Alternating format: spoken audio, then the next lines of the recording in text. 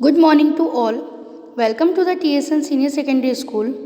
Today I am going to explain class 9 science chapter number 1st.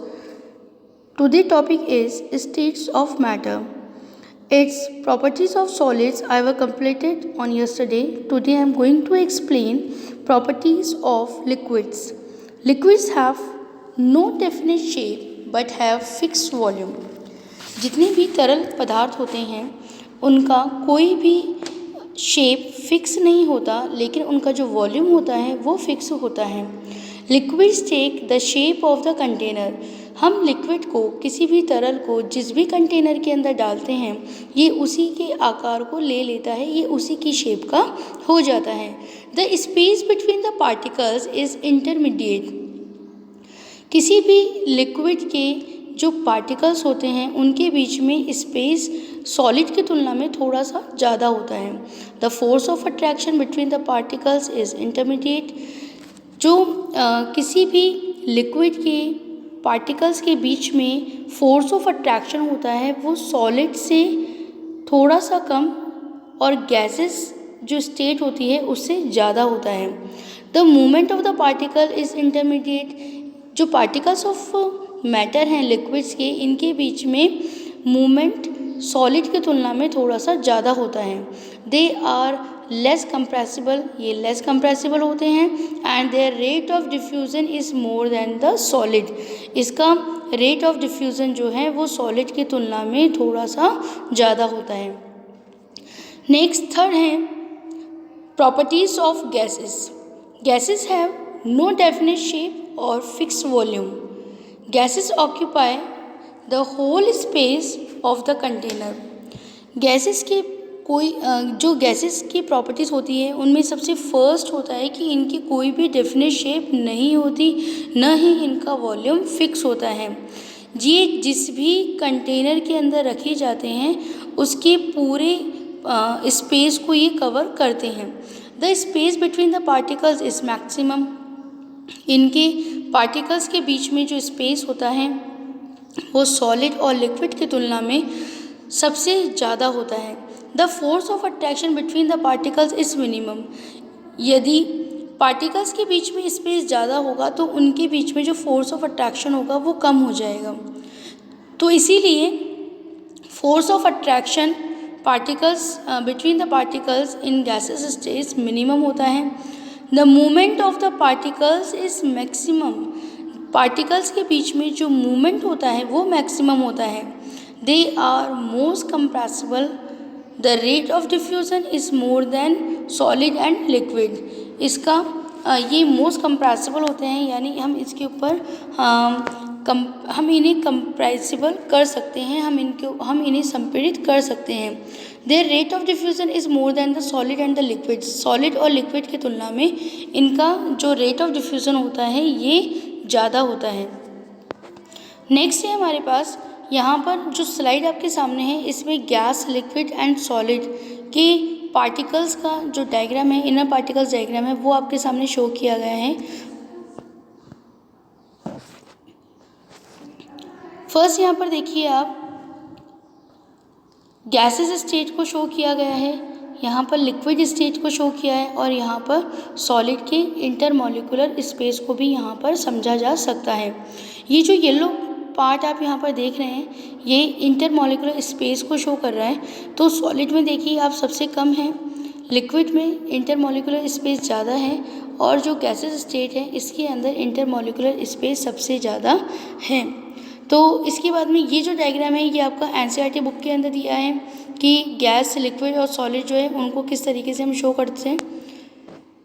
Next है हमारे पास change to state. When a solid is heated it change into liquid, when a liquid is heated it change into gas.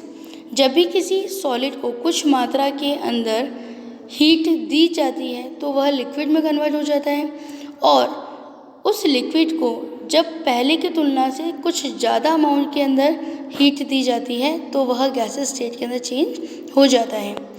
When a gas is cooled, it change to liquid. When a liquid is cooled, it change into solid. ठीक इसी का reversible है। कि जब किसी gas को ठंडा किया जाता है तब वह लिक्विड फॉर्म में कन्वर्ट हो जाती है, और इस लिक्विड को जब और ज़्यादा कूल किया जाता है, टेम्परेचर और डाउन किया जाता है, तो यह सॉलिड स्टेट के अंदर कन्वर्ट हो जाता है। For the example ice, if ice is heated it change into water, if water is heated it change into steam, if steam is cooled it change into water, if water is cooled it change into ice। इसे हम बहुत easy तरीके से समझ सकते हैं बेटे कि जब फ्रीज़र में से हम आइस को निकालते हैं तो हम उसे किसी प्लेट में रख दें तो रूम टेम्परेचर पे वो जो आइस है वो किस में कन्वर्ट हो जाएगी, वाटर में कन्वर्ट हो जाएगी। अब इस पानी को हम किसी भी यूटेंसिल्स के अंदर लें और उसे गर्म करना शुरू करें तो हम देखते हैं कि 100 डिग्री सेंटीग्रेड के ऊपर कंटिन्यूसली गर्म करने के ऊपर वो जो वाटर है वो वाटर वेपर के अंदर कन्वर्ट होने लग जाता है। ये जो वाटर वेपर है जब आप इसके ऊपर कोई प्लेट लगा देंगे तो ये स्टीम, ये वाटर वेपर उस प्लेट से टकराने के बाद में ठंडा होने लगती हैं और उस प्लेट की बैक साइड के ऊपर हमें कुछ वाटर ड्रॉपलेट्स दिखाई देती हैं। तो यहाँ पर हमें ये समझ में आया कि water vapour convert into the water यानी लिक्विड स्टेट के अंदर। अब इस पानी को हम बर्फ़ की जो ट्रे होती है, आइस ट्रे जो है, उसके अंदर हम डालें और इसे फ्रिज के अंदर रख दें तो कुछ समय बाद में हम देखते हैं कि water is convert into the ice, यानी कि जो लिक्विड है वो सॉलिड के अंदर कन्वर्ट हो रहा है। तो यहाँ पर दोनों पार्ट को शो करने के लिए हम इस तरीके से एरो का यूज़ करते हैं। यहाँ हम देख रहे हैं सॉलिड स्टेट सबसे पहले दिया गया है, solid state convert into the liquid state, ऊपर की तरफ हमने हीट को शो किया है, एंड लिक्विड स्टेट जो है वो गैसेस स्टेट में शो हो रहा है, ठीक है। और वापस से इसको रिवर्सिबल शो करने के लिए हमने बताया कि गैसेस स्टेट को जब कूल करते हैं तो लिक्विड स्टेट होता है, और लिक्विड स्टेट को कूल करते हैं तो हमारे पास में सॉलिड स्टेट के अंदर यह कन्वर्ट हो जाता है। नेक्स्ट है यहाँ पर देखिए जो अभी मैंने आपको एक्सप्लेन किया है डायग्रामेटिकली, इसको यहाँ पर इस तरीके से शो किया गया है, change of state in matter. Next है melting. When a solid is heated the particles began to vibrate with greater speed and begin to move more freely. Then at a particular temperature the solid melts and change into liquid. The process of melting is also known as fusion. जब भी किसी solid को गर्म किया जाता है तो उसके जो पार्टिकल्स होते हैं, जो इनर पार्टिकल्स होते हैं उस सॉलिड के, वो वाइब्रेट होने लगते हैं, उन पे थोड़ी सी स्पीड क्रिएट होने लगती है और वो फ्रीली मूव करने लगते हैं। इस कंडीशन के अंदर एक पर्टिकुलर टेम्परेचर देने पर कोई भी सॉलिड जो है वो मेल्ट हो जाता है और लिक्विड के अंदर कन्वर्ट होता है। The process of melting is also known as a fusion. ये जो मेल्टिंग का प्रोसेस है इसे हम फ्यूज़न के नाम से भी जानते हैं। The temperature at which a solid melts is called is melting point. किसी भी सॉलिड का वह टेम्परेचर जिसके ऊपर वह सॉलिड से लिक्विड के अंदर कन्वर्ट होता है उसे हम उसे उस सॉलिड का मेल्टिंग पॉइंट कहते हैं। The melting point of ice is 0 degree centigrade और 273 केल्विन। तो किसी भी जो आइस जो है उसका मेल्टिंग पॉइंट 0 डिग्री सेंटीग्रेड और 273 केल्विन होता है। Latent heat of fusion. The amount of heat energy required to change 1 kilogram of solid into liquid at a atmospheric pressure at its melting point is called the latent heat of fusion. ये जो definition है it's a very important definition for you. Latent heat of fusion कई बार exam के अंदर भी आया है। What is the means of the latent heat of fusion? The amount of heat energy required to change 1 kilogram of solid. 1 kilogram of solid को liquid में convert करने के लिए एटमॉस्फेरिक प्रेशर के ऊपर लिक्विड में कन्वर्ट करने के लिए हमें उसे जितना हीट और एनर्जी देनी होती है वह उसका लेटेंट हीट ऑफ फ्यूज़न कहलाता है। नेक्स्ट है boiling. When a liquid is heated its particles begin to move even faster. Then at a particular temperature the liquid begins to boil and change into gas. जब भी किसी liquid को गर्म किया जाता है, उसे हीट दी जाती है, तो उसकी जो पार्टिकल्स होते हैं वो और ज़्यादा मूव करने लगते हैं सॉलिड की तुलना में। जो इनका जो मूवमेंट होता है वो फास्टर होता है। Then at a particular temperature the liquid begins to boil. एक पर्टिकुलर टेम्परेचर के ऊपर जो लिक्विड है वो बॉयल होने लगता है एंड चेंज इनटू गैस, और वह गैस के अंदर चेंज होने लगता है, यानी वेपर कंडीशन में वो चेंज होता है। Boiling is a bulk phenomena when a liquid boils the bulk of the liquid change into vapour. Boiling जो फिनोमिना है ये एक बल्क फिनोमिना है। जब भी किसी लिक्विड को गर्म किया जाता है तो वह लिक्विड जो है वह वेपर के अंदर चेंज हो जाता है। The temperature at which a liquid state boiling is called its boiling point. वह टेम्परेचर जिसके ऊपर कोई भी लिक्विड बॉयल होना शुरू होता है यानी उबलना शुरू होता है, वह उसका बॉइलिंग पॉइंट कहलाता है। The boiling point of water is 100 degree centigrade और 373 केल्विन। किसी भी जब हम लोग बॉइलिंग पॉइंट की स्टडी करेंगे तो हमेशा हमें वाटर के बॉइलिंग पॉइंट, वाटर का फ्रीजिंग पॉइंट, वाटर का मेल्टिंग पॉइंट, ये हमें अच्छे तरीके से पता होना चाहिए। तो वाटर का बॉइलिंग पॉइंट जो है वो 100 डिग्री सेंटीग्रेड होता है, और अगर हम केल्विन में इसकी स्टडी करें तो 373 केल्विन उसका बॉइलिंग पॉइंट कहलाता है। Latent heat of vaporisation, the amount of heat energy required to change 1 kilogram of liquid into gas at atmospheric pressure at its boiling point is called the latent heat of vaporization. The amount of heat energy, वह कि 1 kilogram liquid को पूरी तरीके से gas में convert करने के लिए, यानी एटमॉस्फेरिक प्रेशर मस्ट होना चाहिए। एटमॉस्फेरिक प्रेशर पर 1 किलोग्राम लिक्विड को पूरी तरीके से वेपर कंडीशन के अंदर कन्वर्ट करने के लिए हमें जितनी एनर्जी देनी होती है, जितनी हीट एनर्जी रिक्वायर्ड है, उसे हम लेटेंट हीट ऑफ वेपराइजेशन कहते हैं। Effects of temperature on molecular motion, यहाँ पर देखिए आप इफ़ेक्ट ऑफ टेम्परेचर कि टेम्परेचर का क्या इफ़ेक्ट होता है किसी मॉलिकुलर मोशन में। तो यहाँ देखिए पहले सॉलिड स्टेट है, जब वो कूल्ड है तो यहाँ पर क्या हो रहा है, इंटरमॉलिकुलर स्पेस जो है वो बिल्कुल उसका कम है।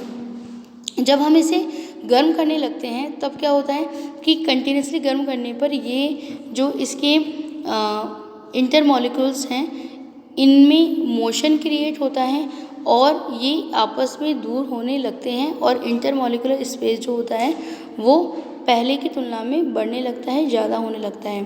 ठीक इसी तरीके से जो लिक्विड है जब वह कोल्ड कंडीशन में है, ठंडा है, तब इस तरीके से उसके इंटरमॉलिकुलर पार्ट्स होंगे वो इस तरीके से अरेंज होंगे, और जैसे ही हम उसे गर्म करते हैं तब क्या होता है कि इनके बीच के अंदर इंटरमॉलिकुलर स्पेस जो होता है वह क्रिएट होने लगता है। तो यहाँ हमने देखा कि effect of temperature on molecular motion किस तरीके से होता है।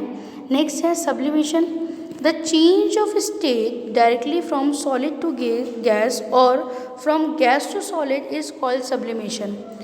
The change of state directly from solid to gas, हमेशा हमने स्टडी किया है कि जो सॉलिड पार्ट होता है पहले वह लिक्विड में कन्वर्ट होता है, और लिक्विड जो है उसे और अधिक मात्रा में हीट देने पर वह वेपर कंडीशन के अंदर कन्वर्ट होता है।